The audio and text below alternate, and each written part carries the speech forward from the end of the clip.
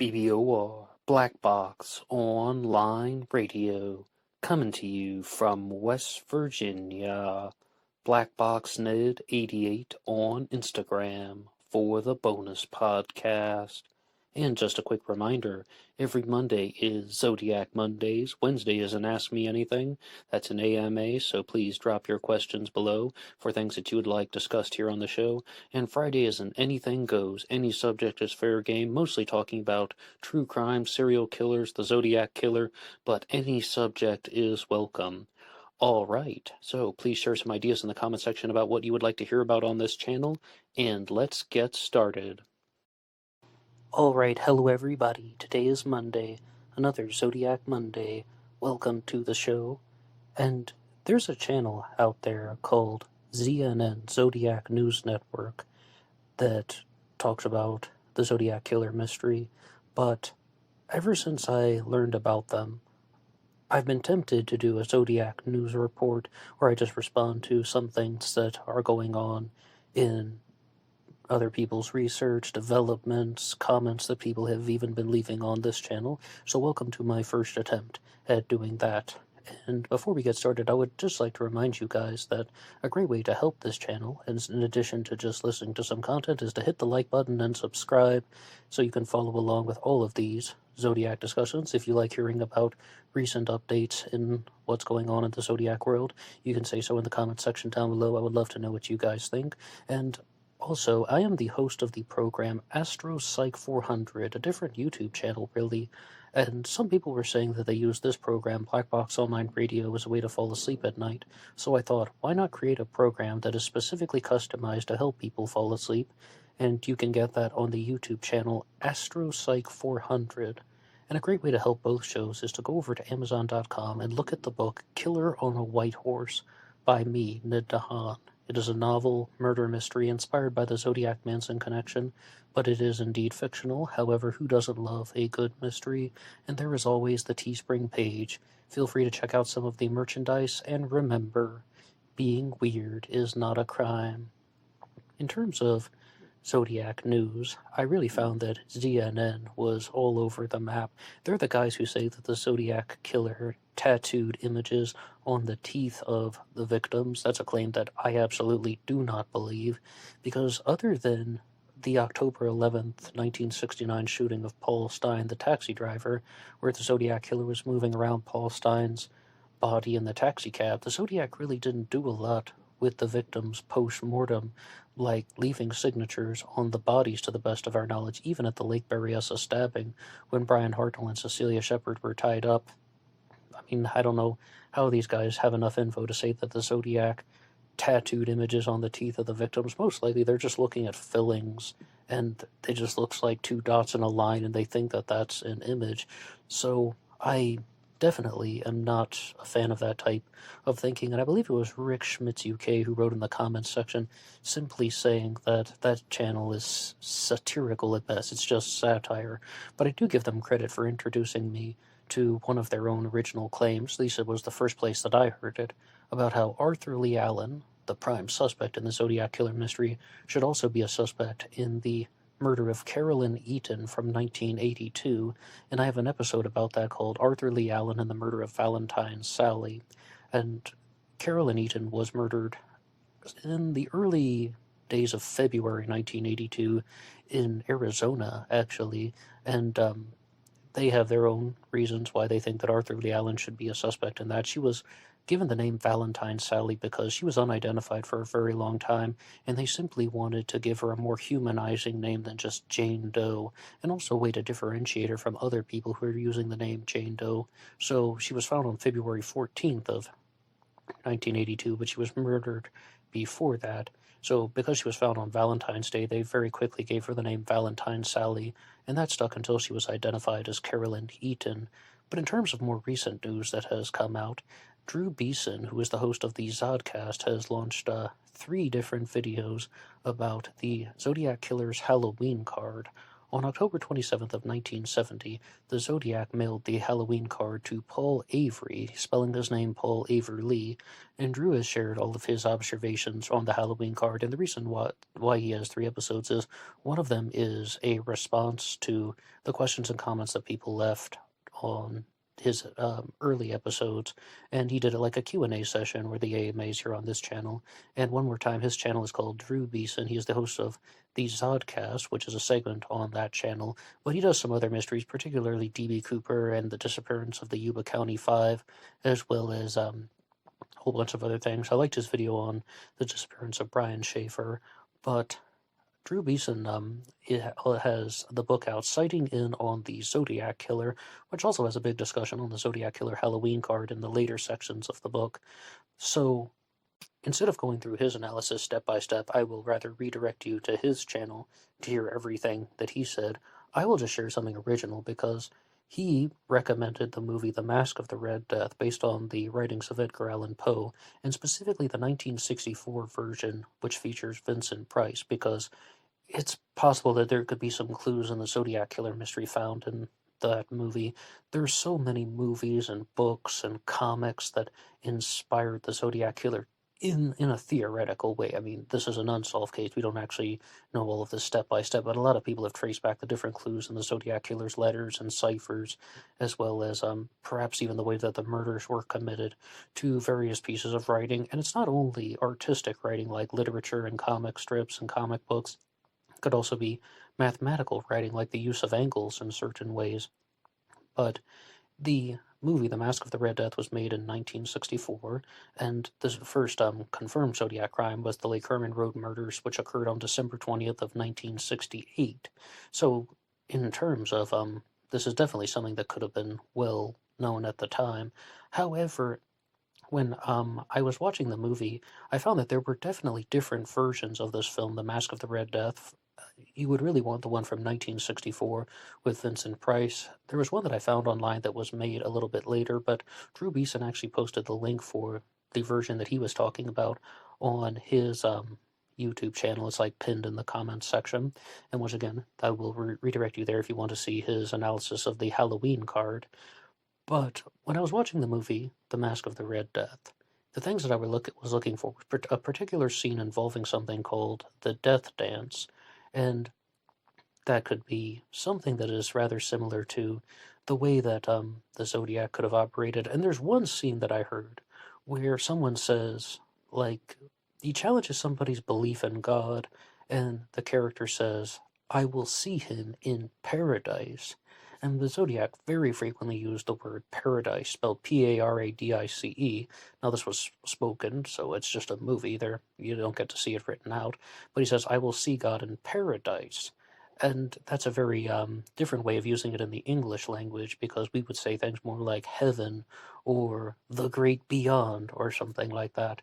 But even though that is a similarity, I wasn't caught off by it too much, because the characters in The Mask of the Red Death were meant to be Italian. The title character, well, not title, but the lead character, played by Vincent Price, was named Prince Prospero. These are Italian characters, and the guy who said the comment about paradise was named Gino, and I don't speak Italian. I'm a West Virginian. They don't even teach Italian in West Virginia, but I am familiar with this one guy named Dante Alighieri, who wrote the Divine Comedy, which has the Inferno, Purgatorio, and Paradisio. And Paradisio is meant to be heaven. Inferno is hell, Purgatorio is purgatory, and Paradisio is hell. Fuck, I just messed that up wicked good. And I think I broke a couple commandments in there. Paradisio is heaven. Yes, heaven. All right, okay, well, I'm going to go repent later, but that's a different story. And anyway, that would be very normal to refer to heaven as paradise in the Italian language. In the French language, paradis, I guess we would call it that. So, now I think that Drew said something about this on his episode, though, and I said I wouldn't reveal all of his analysis because I will invite you to watch his thing, but it's called The Mask of the Red Death, right? And on the Halloween card, there are the words by rope, by knife, by gun, by fire, which was traced back to a Tim Holt comic, where Tim Holt is not in his traditional character, but he is in the character of the Red Mask. And he is facing Lady Doom, and she is spinning the death wheel, which features by rope, by knife, by gun, by fire, and it's really death by rope, death by knife, and death by gun, and death by fire. But that is also somewhat of a connection there. But of course, you do have a masked figure who is more powerful than other people, and there's even some type of satanic worship things going on. It's possible that could be an influence. The Mask of the Red Death, 1964, with Vincent Price, and maybe even just the Edgar Allan Poe story, because a lot of people believe that there are some hard forms of literature that inspired the Zodiac Killer. I've talked a lot about T.S. Eliot and The Wasteland, and I always cite that video from Skating Crow Productions, where she, the host of that program, showed all of these references to T.S. Eliot in the Zodiac Killer's writing, and specifically the program, The Wasteland. And I was just listening to an interview that was done with Mark Hewitt on the channel Planet X Filmworks, hosted by Ross, and Mark Hewitt always talks about The Secret Agent by Joseph Conrad, which I believe Douglas Oswell also talked about that, about how The Secret Agent could have been an influence on the Zodiac Killer, but Douglas Oswell and Mark Hewitt are believers in the Zodiac Unabomber connection, that Ted Kaczynski was the Unabomber and the Zodiac Killer, that these people are one and the same. And there was a film that Ross recommended about the Unabomber that was online for free. There's a new one coming out called Ted K, but there's a drama that was available on YouTube under simply the title The Unabomber. But if you look at the opening title card, it's actually called Unabomber, The True Story. And if you do want to watch this, it's a pretty good film, actually. It featured Robert Hayes, the guy from Airplane, one of the pilots in that movie. Perhaps you could say one of the heroes of the movie Airplane, possibly the greatest movie ever made. But yes, he plays the brother of Ted Kaczynski, and he is, well, it's just an opportunity to see a side of the story that we don't get to hear about too much, because if you're watching the documentaries, there might be a few lines about David Kaczynski. This one really showed a lot from his point of view, about some guy who has all these suspicions about how his brother could be the Unabomber. And Ted Kaczynski is actually played by Tobin Bell, who I didn't recognize. I didn't recognize the name. I thought the guy looked a little bit familiar, but I didn't quite put it together. But once I Googled him, I saw that he's actually the person who played Jigsaw in the Saw movies. So a couple stars are in this one, Unabomber, The True Story, available here on YouTube for free. And I can't wait to see the new Ted K movie that came out. But one thing about this one that's on YouTube now, and I just checked, and it's also on Tubi for free, Tubi, Tubi, it's that they don't explore the Zodiac connection at all.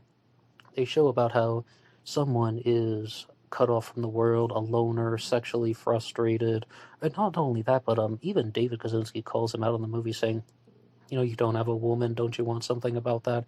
Someone who is just an absolute reject in terms of any type of heterosexual acceptance. And a lot of people think that that is something that heavily fueled the Zodiac Killer and drove this person to become a serial killer. And if you want to weigh in on Ted Kaczynski and the Zodiac Unabomber connection, please feel free to drop something in the comment section down below. And I just also want to remind you guys about movies. There is a movie version of Joseph Conrad's The Secret Agent that is available on YouTube for free, but I haven't watched that one yet. We pay for so many streaming services like Netflix, Amazon Prime, Paramount Plus. I just signed up for Peacock. But I think the absolute best place to watch movies is YouTube, because you can find these things for free that are like covering subjects that you're actually curious about, like TV movies that they maybe put out once in 1996. Well, now they end up on YouTube and people can watch them again. I think it's excellent. But a very large critic of both Mark Hewitt and Drew Beeson is none other than Tom Voigt of ZodiacKiller.com. And as I said, Drew Beeson did 3 videos on the Halloween card, and Tom Voigt wrote a full review of them and posted it here on BlackBoxOnlineRadio under the title Public Service Announcement, saying that he was unable to post on the Zodcast, so he posted it in the comment section here on BlackBoxOnlineRadio under the episode title Zodiac McDuff AMA. And if you would like to read that, you can get all sides of the story. You can see people exploring the material from different ends of the spectrum, and I definitely think it would be better to watch the videos first, and then if you want to read Tom Voigt's review of them one more time on Zodiac McDuff AMA. And on Tom Voigt's own YouTube channel, he posted a video of CrimeCon from 2008 about a very lengthy discussion on the Zodiac Killer, featuring multiple panelists, I guess you would say guest speakers rather than panelists, and it includes David Van Nuys, Nancy Slover, and even Tom Voigt himself. They're sharing all kinds of things about the Zodiac Killer that is on his channel, and he also did a very short response to Gary Francis' post as the Zodiac. And I would like to talk about the suspect Gary Post right now. Gary Post is a Zodiac suspect that was around for a while. I mean, people were looking into him as the Zodiac Killer for a certain amount of time, but he really came to prominence in 2021, in the fall of that year, when a group called the Case Breakers went public, and they shared their findings. They issued a press release and contacted mainstream media outlets, and it started with TMZ, and the media just went wild, saying that the case had been solved and that investigators identified Gary Post as the Zodiac Killer. And in a recent AMA, I was responding to your questions and comments about Gary Post, and there was one from Charles Goretti that I couldn't find, who gave a very articulate version of the Gary Post theory, and I actually identified the comment. I tracked it down, rather, and I would like to actually read his comments about Gary Post, so I don't have to just paraphrase them in my own words. Again, this is from YouTube user Charles Goretti. I think there is something here. He literally carved the entire Halloween card on a tree near his house. He admitted that he is the Zodiac to 6 different people. He buried guns deep in the forest, his friend says. Case breakers are looking for them. Literally took a selfie with the sun going down and wearing the hood with a Lake Berryessa tree. There is tons more evidence that the case breakers haven't released yet. I emailed them and they replied explaining that a documentary is being made and they are waiting to the recovered guns of Post currently being analyzed for ballistics. The more I research this, the more I believe that Post was a sadistic hunter who would laugh at bears bleeding slowly to death in the woods. After all, he wrote in his letters, hunting man is the most fun because unlike animals, humans can shoot back. Look closely at the eyes in his mugshot. This is the face of the Zodiac. That was the first comment. I mean, I don't know how they would have found a tree where Gary Post would have carved the entire Halloween card. I mean, I don't even know if that's an accurate description. The Halloween card is very intricate. It has a skeleton and a spider web, and another skeleton wearing a pumpkin, and maybe he means a few details. I simply do not believe that there's going to be any tree with the entire Halloween card carved into it. And I really want to get to his next comment first, but there's a reason why I get so fired up about Gary Francis Post as a Zodiac suspect. All right, they said they solved the case, and they said that he buried the guns that were used in the Zodiac crimes. The Zodiac used different guns in all 3 shootings, but the shootings occurred at Lake Herman Road, Blue Rock Springs, and the Stein murder. So they have these 3 different guns that they're looking for, but that's just it. They're looking for them. They haven't located the guns yet, but how do they even know that he buried them? And how do they even know that these are the guns that are been used in the shootings if they haven't been examined yet? I mean, well, I'll just get to Charles's next and more lengthy comment. Once again, someone who thinks that Gary Francis Post was the Zodiac Killer. And when I was reading these, at first I thought that Charles was one of the case breakers himself because he was articulating their theory in perhaps even better than they did. But as you heard in that first comment, he said he emailed them and was trying to get this info from them, and they responded to him. I have also emailed the case breakers and asked them if they would like to make a comment for Black Box Online Radio, and they did not want to respond. But Charles Goretti says, again, Let's keep an open mind to all possibilities. Gary Francis Post was brought to the attention of news reporter Dale Julin in 2014 from a friend of Gary Post. Obviously, there have been countless Zodiac accusations, however. Dale knew that doesn't mean that to dismiss all of them, as a tip would possibly be the best way to finally solve this.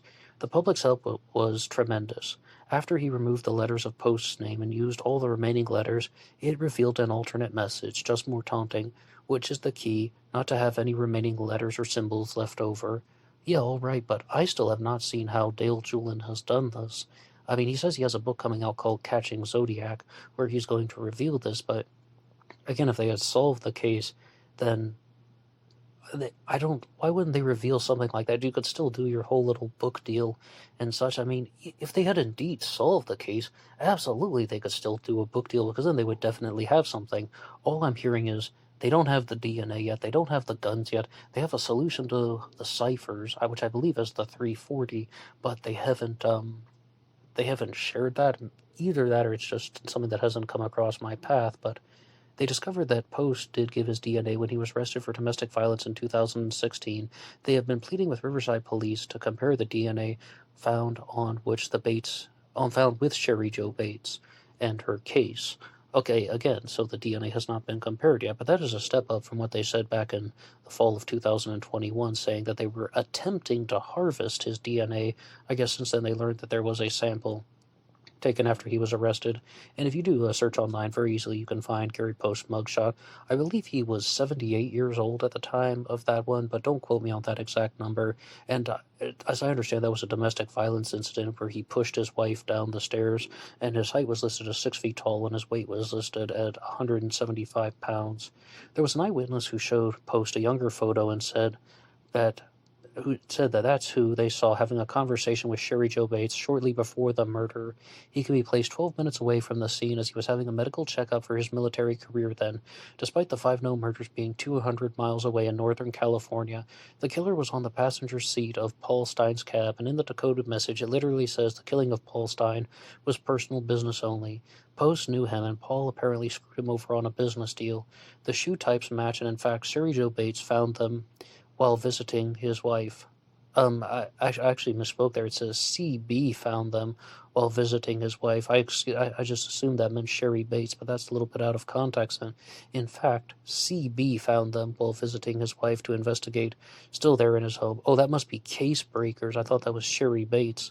But no, the shoe types match, and in fact, Case Breakers found them while visiting his wife to investigate, still in their home. Again, I haven't seen these shoes. I haven't heard anything about this.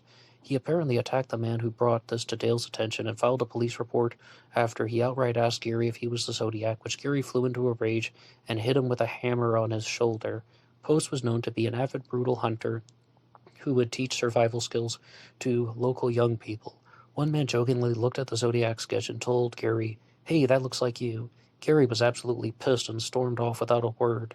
They would kill animals just for the thrill of it, as Post would tell them, and Gary would get a lawn chair and laugh as they would bleed out slowly. Well, in Charles's first comment, he said that those weren't just ordinary animals, those were bears that they were hunting. His own wife suspected of him.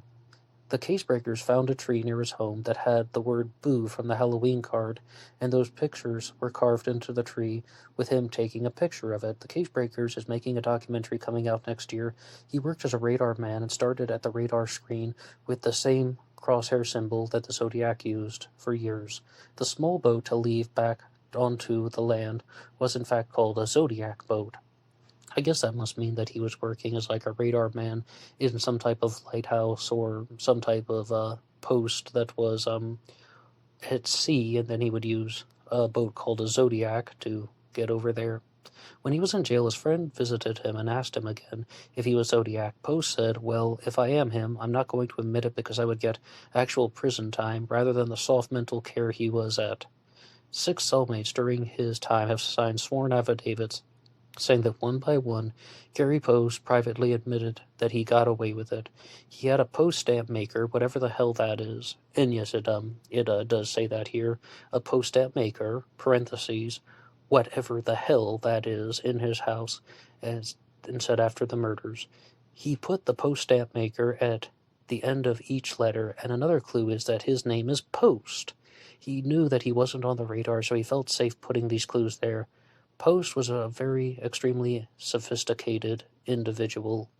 Now I just have to throw in something there. You're saying that this guy is killing animals, and not only animals, sometimes bears, and then he is just shooting them or then stabbing them, did you say? And then he's just sitting in his lawn chair and he's watching the bears bleed to death? And you think that he is an incredibly sophisticated individual? Is that sophisticated behavior, or is that just brutish, borderline, messed up in the head, crazy talk? I don't know. What do you think? What do you guys think? Like, do you think that that's sophisticated behavior? Post was an extremely clever and sophisticated individual. There are more details coming from the case breakers. Obviously, this is not proving that he was, but certainly something to look into, as I strongly suspect there is something indeed, and perhaps one day it will be proven as science with advanced ballistics will reveal the evidence. They have recovered many shell casings that were sent to a lab for test. The case breakers is made up of 40 former law enforcement individuals, private investigators, FBI, CIA, and counterintelligence agents. They are professionals and not amateur sleuths searching the net. Also, as far as handwriting, Post was ambidextrous, which may explain the different difficulties in identifying his writings. The 4 headlines were only something that were noticed when they were looking through his darkroom full of photographs. Post was drunk and crashed his military vehicle when his comrade was in Indiana when he was 22. They left a noticeable lifelong scarring. As he grew old, it looked more like old man wrinkles. There's much more about this that will be released, and his home videos of him hunting and torturing animals. He was a sadistic son of a bitch, as said by his hunting friend. This case is obviously unsolved and may very well be never solved, but it might also be Gary Post.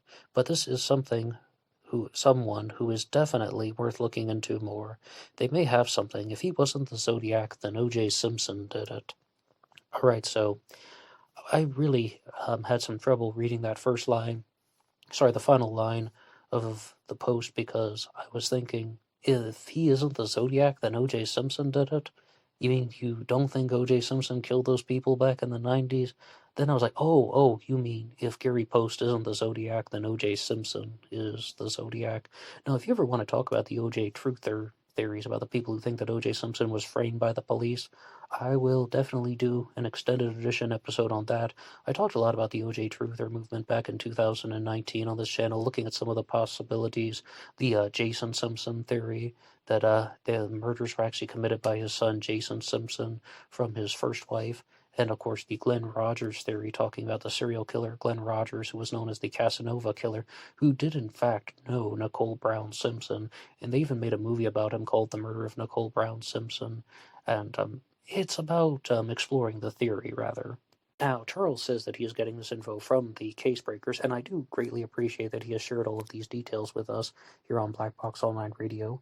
But when was Gary Post ambidextrous? I've never heard that one before. And Arthur Lee Allen was said to have been ambidextrous, and they wrote about this in Graysmith's book, and they talk about this in the Fincher film. So much of that Zodiac film from 2007, the Fincher movie, is Graysmith trying to obtain a handwriting sample of Arthur Lee Allen's writing, and Arthur Lee Allen's friend Glenn Reinhardt heavily disputes that, saying he was not ambidextrous. He was indeed left-handed. It didn't matter what some people said in one of the documentaries, that when he jumped in the air he could twist to the left and then he could twist to the right. So that doesn't mean that he could have used a knife or even written clearly with both hands. I mean, what he said in the John Carroll Lynch is that they tried to make him write with his right hand when he was younger, but he was left-handed, and I do believe that, because even the Fincher film also provides counterbalance, and they're saying that no one is that ambidextrous. I mean, some people have strong abilities with both hands, but maybe they aren't completely ambidextrous. But I've never heard this about Gary Post, and if I can give you my honest first impression on it, was Gary Post actually ambidextrous? I doubt it. I think they're probably just taking something from Graysmith's narrative and recycling it because they want to provide an explanation about why his handwriting isn't going to match, and I still haven't seen the solution to the 340 cipher. But there's a little bit of clarity about the Halloween card. I think that it's just going to be that there's the word "boo" carved into a tree, and um, I don't um, I don't know if there's going to be anything more than that. The exact things that he said though was that they have found the full Halloween card carved into a tree. I'll believe that when I see it, but I think Charles, all the same, for providing all of that info on Gary Post. And moving on to the next story on this episode of Black Box Online Radio, you'll notice that there are images going by on the screen, and I was just looking for some images for the show about the Zodiac Killer, and I found the one that was used in the thumbnail. And the reason why I chose to use that one is someone had written an article about a different Zodiac Killer suspect named George Senda, someone whom I had never heard before, and I decided to read about him. And he is actually a YouTuber who is still active. He is still alive and posting very frequently on YouTube. And it was actually posted at a website that follows his show. And first, I thought that this was a real case where someone is writing an article saying that they think that this person was the Zodiac Killer. Then, because it was from the website that followed his show, it's like, well, wait a second, is this just a prank or a joke? But then I began to read a little bit more, and it turns out the website is actually accusing him of crimes. Like it says it's the unofficial George Senda site, but it is accusing him of a whole sort of crime. So I was like, oh, is this one of those cases where somebody has made a website to try and expose somebody's wrongdoings and such? Well, anyway, the article is called George Senda Once Again Suspected of Being the Zodiac Killer. With the latest news of the Zodiac Killer's mysterious 50-year-old cipher being solved, the online community is once again accusing George of being the Zodiac Killer. San Francisco, California, 1972. Late one dark and cold night, a young 20-year-old George Senda finds his abusive father sitting upright in the bathtub, passed out drunk. It was a night he will never forget. Years later, George would retell the experience via private phone conversations. George claimed to have gotten rid of his father by gently submerging him underwater, pushing down on both of his shoulders, causing Anton Senda, his father, to drown. In a frantic panic, the homicidal Senda hurriedly packed up a few personal items and fled to Los Angeles, where he was homeless for 3 years. Unbeknownst to George at the time, the coroner classified the death as an accidental drowning, with no foul play suspected. George was never considered a suspect. Over the years, chatter passed on message boards that would occasionally bring up the possibility of George Senda being the Zodiac Killer. Most of it is in jest, but also a good majority of online users believing George to be the killer. Many point to the fact that George fits the description. And before I read the description, I do think that this is a very typical pattern where somebody will propose a new Zodiac Killer suspect. In addition to the Zodiac crimes that occurred in 1968 and 69, they will also try to connect their suspect to a different set of crimes, or a different murder event. I even talked about the CNN guys, Zodiac News Network, who were trying to connect Arthur Lee Allen to the murder of Carolyn Eaton in 1982. Gareth Penn tried to connect the Zodiac Killer to the murder of Joan Webster in 1981. There's also a theory out there that Ivan Nichols murdered Amy Mihailovich. In fact, I have a whole playlist on a lot of these.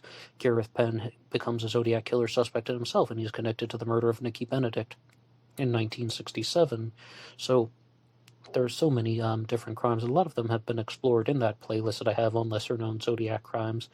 But Anton Senda, I was not familiar with this case, and before I read any of the Zodiac Killer descriptions, I googled Anton Senda to see if there was anything written about him possibly being involved in a crime, or was there a murder of Anton Senda at all.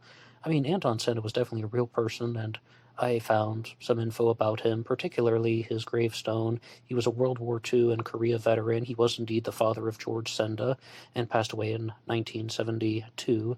However, that's really all that was written. There wasn't a single article written about any type of murder, and again, they really aren't providing a lot of information about how they would have obtained this, that their suspect, George Senda, would have committed the murder of his father other than private phone conversations, but that is just hearsay. And if there were even like 3 or 4 news articles on the death of Anton Senda, then I would do a full episode on that, because you never know, so you just have to look into these things. You have to investigate from that standpoint, and you look at the ideas and how do they make sense to you. But It's possible that that was just an accident, but here's their Zodiac theory involving George Senda, once again, a YouTuber from California. George matched the description of being a tall, white male wearing dark, thick-rimmed glasses. George lived within 10 miles of where many of the Zodiac killings took place. George was involved in the criminal underworld, specifically human trafficking and pornography. The Zodiac killer was a skilled writer, and George was also proficient in writing. George was a military historian and published many articles in international military magazines and digests. The Zodiac killings happened within a few years of the murder of Anton Senda. Yes, but this article also says very clearly that the murder of Anton Senda occurred in 1972, and that George was 20 years old at the time. That would mean that George Senda was 17 years old in 1969, so much the same. He is, like Louis Myers' Zodiac killer suspect, 17 years old. And also that this guy pushed his father into a bathtub, or his father's in the bathtub, and he presses down on his shoulders while his father is drunk, and then his father is submerged in the water and drowns to death.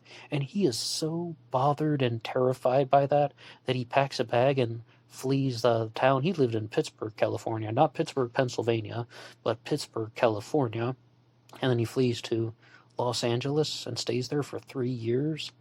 Well, why was he so terrified by that, pushing somebody into water very gently? Yet you also say that he would have committed 5 homicides and 2 other attempted homicides 3 years before that. And it's a little bit more than just gently tapping somebody on the shoulder so they fall in some water. I mean, we're talking about shooting people, stabbing people, riding in the back of Paul Stein's taxi and pulling a gun to the side of his head, stabbing Brian Hartnell and Cecilia Shepard when they were tied up at Lake Berryessa, walking up to the window at Blue Rock Springs and shooting Mike Michaud and Darlene Ferrin, spraying them with bullets, shooting David Faraday and Betty Lou Jensen at Lake Herman Road. Yet he's not going to leave the area because of that. No. Tapping somebody on the shoulder and they slowly slipped underwater. Yep, gotta get out of town. Normally people don't start out more heinous than they end up. Normally a serial killer doesn't start out more heinous than he ends up. And I also have my doubts about that. And I also think that it's very oddly phrased here in this article. It says, the killings happened within a few years of the murder of Anton Senda, which, as I said, there was nothing online saying that Anton Senda was actually murdered, at least not that I could find. But also, just, I think that it's almost marketed to people who would be unfamiliar with the dates of Zodiac activity, because they might not even know that 1972 was after the Zodiac's crimes, not before. If this were the first crime, then you would have something to talk about, because it's very typical for serial killers to commit an either unplanned crime or something like that, pushing a drunk person into a bathtub and the person dies, and even though that he would be completely spooked by that, there would also be a type of thrill and exhilaration, and then they sit on that for 3 years, and then they decide that they want to kill again. I mean, that I could understand. But this is afterwards. I mean, this guy tied up 2 people at Lake Berryessa and stabbed them, one of them passing away from her injuries. No, but tapping someone on the shoulders and he sank underwater. Oof, gotta get out of town. The only possible justification that I could think of in that situation is, well, the murder would be occurring in his house, as opposed to a park like Lake Berryessa. But I'll keep reading in the article. And the similarities go on. I'm not sure if George Senda is the Zodiac killer, not because I don't think he is capable of committing those heinous crimes. I absolutely know the man is pure evil. My issue is mainly with the description of the Zodiac killer being more on the thin side, though he was heavy-boned. Now, I don't really think that it says the Zodiac killer was thin. If anything, they say beefy, barrel-chested, not overly fat, but just that, beefy and barrel-chested. George, on the other hand, was heavy, but also big-boned at 6 feet 3 inches tall, so really hard to say, though many people swear he is the Zodiac killer and willing to put their money on the line to spearhead an investigation by the district attorney. I think 6 feet 3 inches tall, though. Does that eliminate him? Yeah, I think so.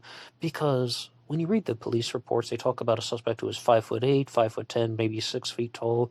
So the way I reconcile all that is, say, someone who is 5 feet 10.5 inches, maybe. But definitely you have accounts of people who just said that's what the witness descriptions say: 5'8", 5'10", and 6 feet tall. So that's the range that I use. If there's a suspect that's 5'6" or 5'7", no, I don't heavily entertain that. Or a suspect who is 6'2" or 6'3", I also think that that person is too tall to be the Zodiac killer. Now, the only, again, possibility would be that if he were 17 years old at the time of the Zodiac crimes in 1969, maybe he had a late growth spurt at age 17, and some people stop growing at age 18. No, I've pretty much been the same height ever since I was maybe 14 years old, so I guess that's that. But on the website, the George Senda WordPress, there is an animation comparing George Senda's facial features to the composite sketch, and I'm sure a lot of you are probably aware right now that this is, there's a high chance that this is just a hoax or some type of joke that somebody is doing. And I contacted the person who runs the WordPress, and I also wrote to George Senda just in the comment section on YouTube, because he uses the same name, George Senda, and I just wrote in the comment section asking him for a response, and I didn't get one yet. But this one is called the Unofficial Unauthorized George Senda Fan Site, and because it's a fan site, I think that they're accusing him as these things is perhaps part of some ongoing joke or humorous material. I don't think that this is meant to be taken seriously, but I've always said on Black Box Online Radio, if someone has written an article, or someone has a book out, or even a podcast, or any type of material at all, if anybody has anything in the true crime world, I would like to respond to that. And I would like to just get to a couple of your questions and comments about the Zodiac killer. And we have one comment about the Zodiac hoax theory that is from Michael Young, and it says, "So I've noticed Thomas Henry Horan mixes up some details in interviews, but I think he has a solid theory. Darlene Ferrin was probably killed by her ex-husband Jim Phillips Crabtree. He fits the description Mike Mageau described. Mageau probably knew who Robert Bob Starr was in Graysmith's book, which had been out for a while, when he selected Arthur Lee Allen's photo from a lineup. He did that because he's scared to this day of Jim Phillips Crabtree. The composite sketch of the suspicious man lurking around Lake Berryessa the day Hartnell and Shepard were attacked is spot on to the park ranger Dennis Land. Tom Voigt, I'm sure, has made his share of bucks over the years from the Zodiac case." And there's a lot of things in there about the Zodiac mystery, so I'll just respond to one point. Michael just referred to Dennis Land, the park ranger from Lake Berryessa, as a suspect, and the more I think about that, I am reminded of the fact that Cecilia Shepard saw the Zodiac killer without his hood on at Lake Berryessa. Now, it's from a substantial distance. She wasn't able to make out any discernible facial features or any recognizable facial features, but she saw him put on that Lake Berryessa costume, and she was able to say that he was a Caucasian and he had brown hair. Dennis Land was indeed Caucasian and he did have brown hair, but I just don't believe that she would have not been able to say anything. She lived for 2 days in the hospital, and Dennis Land was the first park ranger on the scene. And he found Brian Hartnell and Cecilia Shepard. The second one was William White. And I just think it's a little bit beyond belief that she wouldn't have said something or recognized some detail about him. And we have a comment from Carl Carras talking about a more alternative suspect, George Hill Hodel. Interesting as always. I also like to keep an open mind when it comes to conspiracies, try to find whatever the truth might be. For the Black Dahlia, I think you would enjoy the book Black Dahlia, Red Rose. It solves the case for me. I went through all the George Hill Hodel stuff, but then this extremely well-documented book came along and dispelled everything else. And George Hill Hodel is mostly accused of being the Zodiac killer by his own son, Steve Hodel, who accuses George Hodel of being the Black Dahlia Avenger as well, the murderer of Elizabeth Short back in the 1940s, also known as the Black Dahlia. And I absolutely do not think that George Hodel was the Zodiac killer, and I've said that in numerous episodes here on this channel. But I'm definitely going to look more into that book. Always want to consider some alternative suspects. And we have one more comment here from Doug Hoffman on the episode Zodiac Killer, the 1978 letter. Ned, Robert Graysmith seems to think that the Zodiac letters were created from multiple persons' lettering, copied, projected, and traced. This could explain the 2 and 3 stroke letter K. It's an interesting concept, but any letter could be changed at any time. What's your take on this? Your podcasts are very open and create food for thought. Fascinating. Not just the Zodiac either.